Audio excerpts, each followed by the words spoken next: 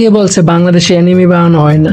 ওদের যদি থাকে ডেথ নোট তাইলে আমাদের আছে গিনজা ডে, ওদের যদি থাকে নারুটো তাইলে আমাদের আছে নাগনাগিন, ওদের যদি থাকে ড্রাগন বল তাইলে আমাদের কাছে আছে একবার বল ভালোবাসি। তুমি কি অ্যানিমে আর কার্টুনটা এক জিনিস ভাবো? আমার এক্সও ঠিক একই ভাবতো। আমি বলছি তোর আব্বা কার্টুন। অ্যানিমে মানে হইতেছে এক ধরনের অ্যানিমেটেড শো যেটা জাপানে তৈরি করা হয়। উদাহরণ পোকেমন, বেইব্লেড। কিন্তু অ্যানিমে ওয়ার্ল্ডে পোকেমন আর বেইব্লেডের ভ্যালু ঠিক ততটুকুই যতটুকু বাংলাদেশের নাটকে ব্যাচেলার পয়েন্টের ভ্যালু।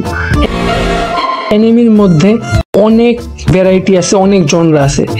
প্রায় প্রত্যেকটা বয়সের জন্য আলাদা আলাদা অ্যানিমে আছে। ছোটদের জন্য যেমন আছে বান্টাই, বড়দের জন্য আছে হ্যান্টাই। তুমি যদি গ্রাজুয়েট না হও সমাজ যেন তোমার মাইনে নিবে না। তুমি যদি অ্যানিমে না দেখো সমাজ ঠিক একইভাবে তোমার মাইনে নিবে না। এটাই ফ্যাক্ট। একসময় আমার বন্ধুদের মধ্যে কনভারসেশন এমন ছিল, দোস্ত আমার গার্লফ্রেন্ড আমার থেকে গোজুরে বেশি ভালোবাসে, আমার গোকুর মতো বডি নিয়ে দেখে আমার গার্লফ্রেন্ড আমার সাথে ব্রেকআপ করছে, তুই নাওটো দেখিস। হেয়ার স্টাইল করতে চেয়েছিলাম এরিনের মতো, কিন্তু আমার বাপে ধরে আমার সাইতামা বানায় দিছে। আমি কিছু বুঝতাম না, ভাবলাম আজকে বাসায় গিয়ে অ্যানিমে দেখা শুরু করবো। ইউটিউবে অনেক ঘাটাঘাটি কইরাও শেষমেশ কোনো অ্যানিমে পাইলাম না। তারপরে কি করছি জানো? বাটুল লাইটের দেখা শুরু করছিলাম। আর যেসব ইন্ডিয়ান কার্টুন ভাই টিভিতে চলে ওইগুলো তো ভাই পুরো লো ক্যাটাগরির কার্টুন। ছোটা ভীম ভাই ওই সবসময় খালি গায়ে কেন থাকে? ওই কি সবসময় হর্নি হয়ে থাকে? একটা কালো ছিল, ওর নাম কেন কালিয়া হবে?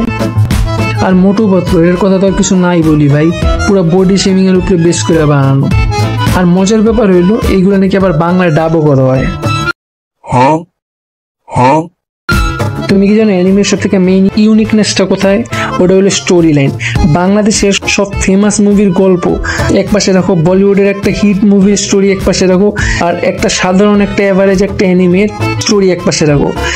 আমি 1000% গ্যারান্টি দিয়ে বলতে পারি ওই এভারেজ অ্যানিমের স্টোরি বাংলাদেশের আর বলিউডের ওই মুভির থেকে ফার গুণ বেটার হবে। পোকেমনের অ্যাশ 22 বছর ধরে স্ট্রাগল করার পরে লাস্টে গেছে চ্যাম্পিয়নশিপ জিতে। নাওটো 14 বছর স্ট্রাগল আর হার্ড ওয়ার্ক কইরা ওর ড্রিম পূরণ করে ওই হোকাগে হয়। আর লুফি 26 বছর ধরে এখন ওর ড্রিমের পিছনেই ছুটে যাইতেছে, পাইরেট কিং হওয়ার ড্রিম এখনো পূরণ হয় নাই।